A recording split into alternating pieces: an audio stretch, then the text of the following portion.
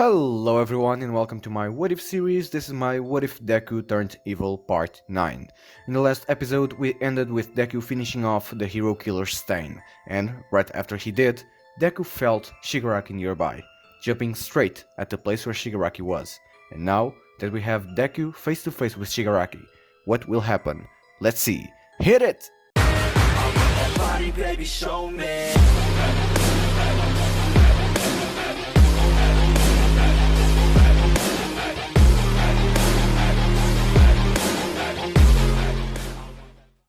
Okay, so Deku and Shigaraki are now face to face, and upon noticing, Shigaraki asked Deku what was he doing there. He was now quirkless and had no reason to even fight him, but as soon as Shigaraki finished his sentence, Deku just punched the air in front of him, creating a huge shockwave. But Kurogiri was quick to create a portal in front of Shigaraki, sending the wave into the air. Shigaraki was confused. How did Deku get another quirk? Did he become All Might's successor? To which Deku responded, I have no reason to tell you anything. Jumping straight at him, trying his best to avoid Kurogiri. The battle was starting to heat up. Deku was almost able to eat Shigaraki, but at the moment he did, Kurogiri teleported Deku far away, and right after, he told Shigaraki that they had to leave. No matter what happened to that kid, he knew that they couldn't win, and so, when Deku got back to the place, Shigaraki was no more. Some time passed, and a special training camp for Class 1A and Class 1B was about to happen. Deku thought that it was pointless to be there, and so he left the entire class and started to train on his own. He had to be able to get back the full power of his quirks. He needed to be able to become even stronger if he wanted to kill Shigaraki once and for all. Deku trained against the mountain.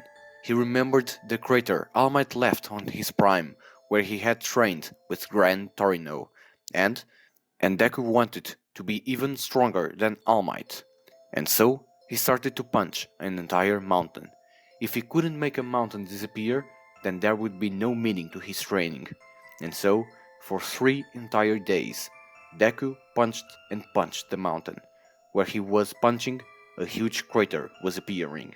His fists were marked everywhere, and Deku did feel his power coming back, little by little. Every day, he was able to get a hold on 5 more percentage of his full power, now able to use 35% of his power. Every punch was stronger and faster than before. Deku also wanted to implement kicks in his arsenal. He knew that his legs were stronger, and so his attacks would be even stronger from his legs. At the night of day 3, Deku was still trying his best to decimate the mountain. About 10% of the mountain was taken down by Deku, and he was still way too far to take it down. And then Deku saw a kid falling from the sky. The kid was Koda, a kid from the people who were training the other classes. Deku grabbed the kid and shook him. Are you okay, kid? And right from behind Deku, a huge man appeared. The man was Muscular. With the ambition to kill Deku, Muscular didn't even think, jumping straight at Deku. But Deku easily dodged his fists, jumping far and telling the kid, Run away! I'll take care of him! And so, the kid ran away. And, as Deku turned around, his eyes full of rage at the man who attacked the defenseless kid, Deku shouted, You made your biggest mistake! Jumping at Muscular, Deku used all the power he could to punch him, but Muscular's quirk helped him not take as much damage as expected. This only made Deku even angrier, because he couldn't even use half his full power yet, only being able to use 35% of his power. Even so, as the fight went on, and as Deku was losing a lot of blood from the fight, Deku was gradually adapting to Muscular's power. His power was amazing, but Deku knew that he could still do something against him. Still, as Deku started to think of a way, Muscular punched Deku against the wall, making him hit his head and fall unconscious on the floor. As Muscular was about to kill Deku, Deku's body started to move on his own.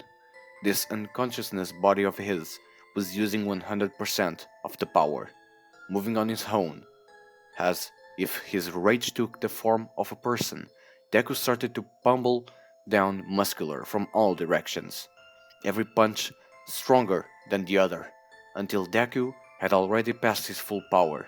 We could say that Deku was getting stronger the longer he was fighting. His body was over 150% of his max power before. And then, Deku moved so fast in front of Muscular, punching him with such an amount of force that Deku disintegrated Muscular's body, destroying the mountain behind him and leaving a pool of blood from Muscular on the floor. And as the battle ended, Deku fell back into the ground.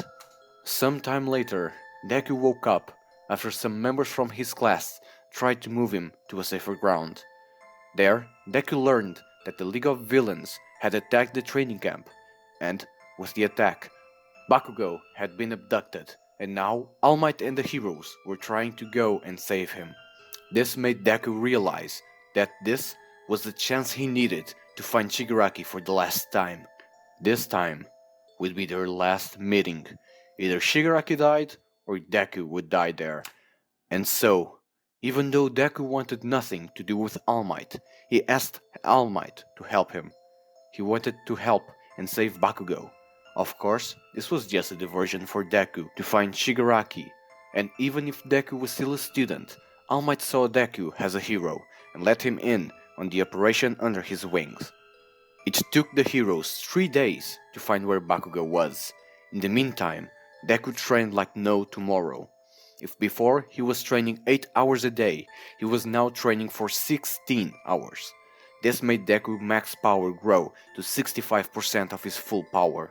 But, of course, Deku was always tired. On the day of the operation was going to happen, the heroes were separated into groups, leaving Deku with All Might in the rescue of Bakugo, while the others were attacking the Nomu factory. This couldn't have been going better for Deku, and now has this chance to finally take down Shigaraki and to avenge his late mother. And so, the operation has started.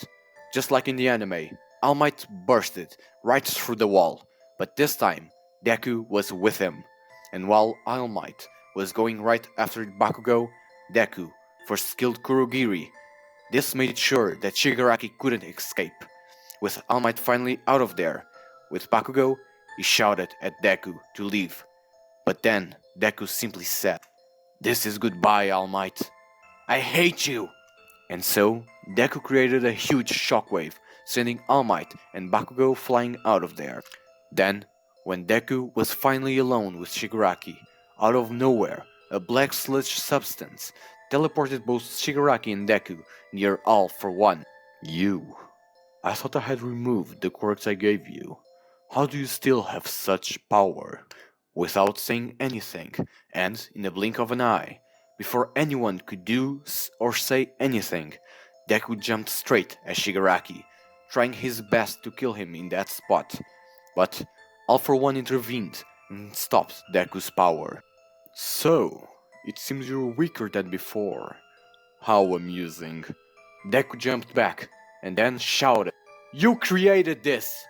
You, the master of that monster that killed my mother! You shall pay along with your disciple!" Deku's rage made his power scale to 80%. Not even knowing how, he jumped at both All for One and Shigaraki, doing his best to avoid the huge powers from All for One while still being able to hit back, and even managing to blow one arm from Shigaraki. But this only made All for One super mad, and fusing all his power-up quirks, All for One was about to kill Deku, but as soon as All for One was about to hit him, All Might blocked the attack. "Young Midoriya, what do you think you're doing here? This is not your fight!" All for One started to laugh and asked, "So tell me, All Might, is this your successor?"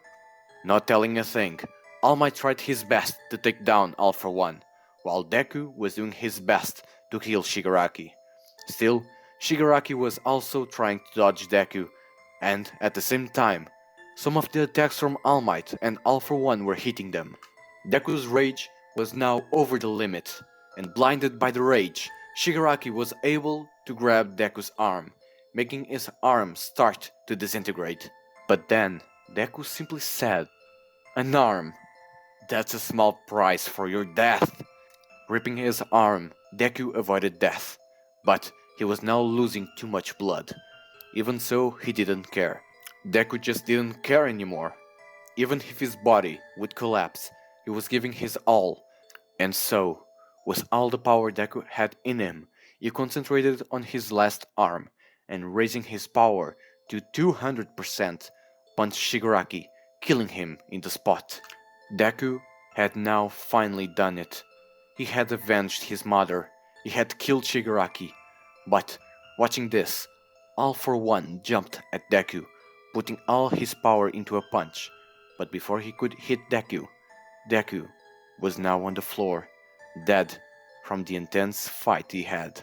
In a blank space, Deku could see his entire life going through his eyes.